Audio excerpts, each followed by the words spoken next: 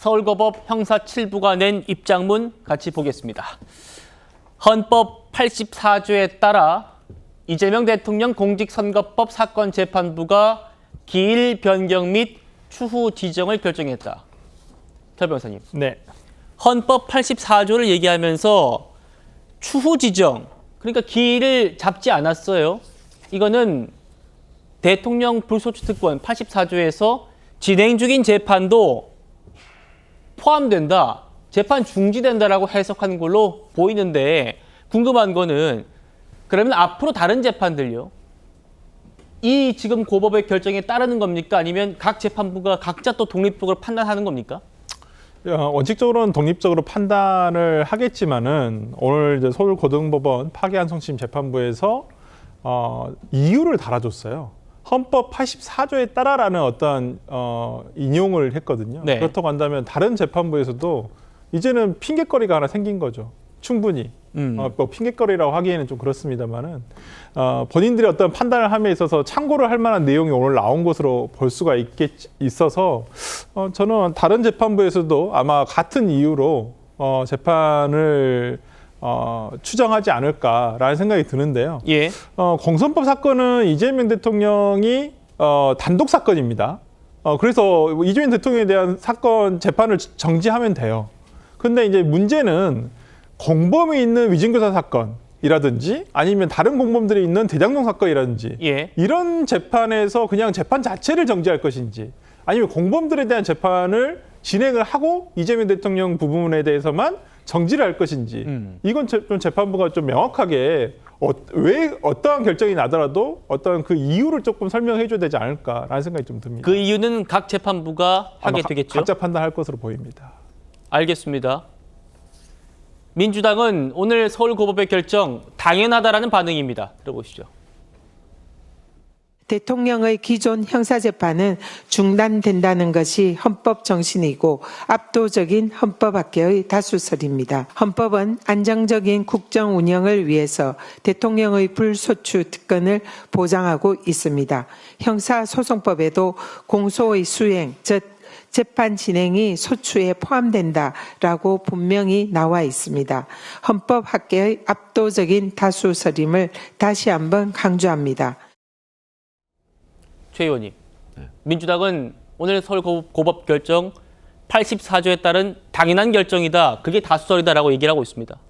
글쎄, 이재명 대통령도 사실은 그 후보가 되기 전에 그렇게 주장을 했었죠. 예. 헌법 제84조가 그 소추를 받지 아니한다에 당연히 재판이 포함된다는 것이 다수설이다, 이렇게 얘기했는데 이 부분이 처음 나오는 얘기가 아닙니다. 2017년에 홍준표 자유한국당 대표 시절에 이미 똑같은 상황에 처했어요.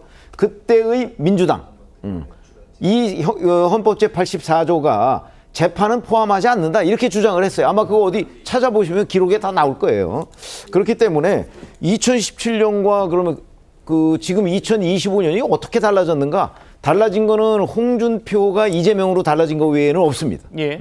그러면 결국 그 법조계의 다수설이, 헌법 제84조에 대한 다수설이라는 것이 2017년과 2025년이 왜 달라졌는가? 저는 사실은 이 서울고법 형사 7부도 이런 부분에 대해서 좀 설명을 해줬으면 국민들이 좀 더 이해하기가 쉽지 않았을까 하는 아쉬움이 있는데요. 예. 그 2017년 상황과 지금 거를 비교해 보면 결국 달라진 게 아무것도 없기 때문에, 자, 정말 법조계에서 이 소추라는 부분에 재판이 포함되느냐 포함되지 않느냐에 관해서 이렇게 완전히 다른 상반된 결론을 내도 이게 그냥 아무 일도 없었다는 것처럼 넘어가도 되는 것인지, 저는 그 부분이 굉장히 궁금해지고요. 이거는 2017년에는 다수설이 재판에는 적용이 안 된다, 이거였는데 이번에는 서울고법 형사 7부가 그렇게 결정을 했잖아요. 그렇죠. 그러면 이제 형사 7부 말고 이재명 대통령의 재판을 하고 있는 나머지 4개 재판부가 있습니다. 예. 이 4개 재판부도 뭐 아까 설정환 변호사 얘기했듯이 아마 형사 7부의 그 예를 따라서 중단을 할 것으로 보이기는 하는데, 네. 거기는 좀 더 명확하게 이게 왜 그러냐, 2017년과 뭐가 어떻게 달라졌느냐, 이런 부분을 좀 설명을 해줬으면 좋지 않을까, 이렇게 생각이 듭니다. 알겠습니다. 2017년과 2025년 달라진 거는 그때는 정치권의 공방으로만 소비가 됐었는데, 이번에는 어쨌든 법원의 판단이 나왔다는 점일 텐니다.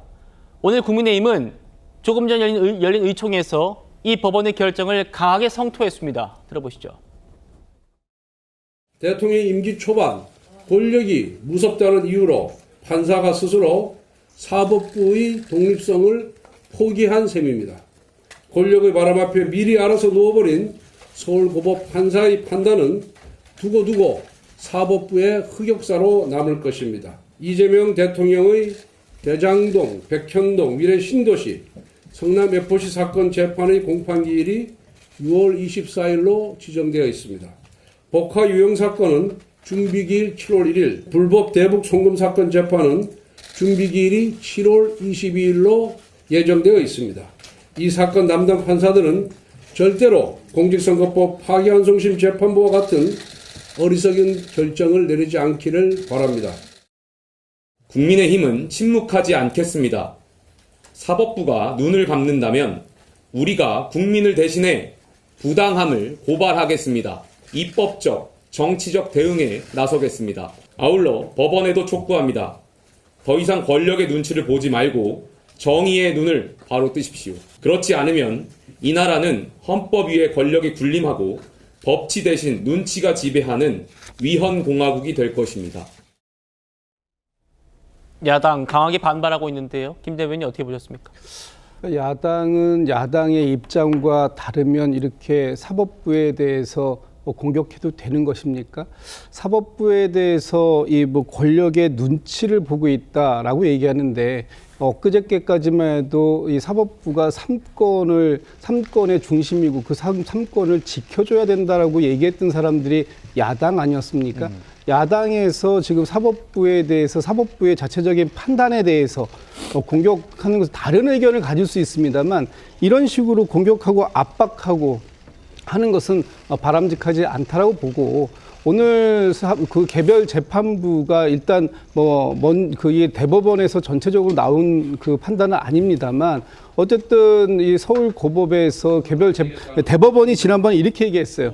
재판부가 결정할 일이다라고 얘기했고 그 재판부인 하나가 오늘 서울고법에서 재판에 대해서 헌법 84조의 조항을 이걸 조치를 취하는 것이 맞다라고 결정을 했다면 그 결정도 존중받아야 될 결정 아닙니까? 그럼에도 불구하고 야당이 이렇게 모든 사람들이 벌떼처럼 들고 일어나서 사법부를 공격하는 모습 저는 굉장히 보기 안 좋은 모습이다라고 보여지고요. 예. 지금 이 헌법재판소에서 어떤 결정을 내려달라고까지 야당이 얘기를 하고 있는데 예. 그런 상황까지 가야 될 상황인가? 이 부분에 대해서는 헌법 정신에 대해서 사법부가 1차적인 지금 그 고법이 판단을 했고 그 이후에 지금 다른 재판부들에게 이렇게 개별적으로 맡겨서 재판부마다의 자의적인 해석이 나오게 할 것이 아니라 오히려 헌법 84조에 대한 규정을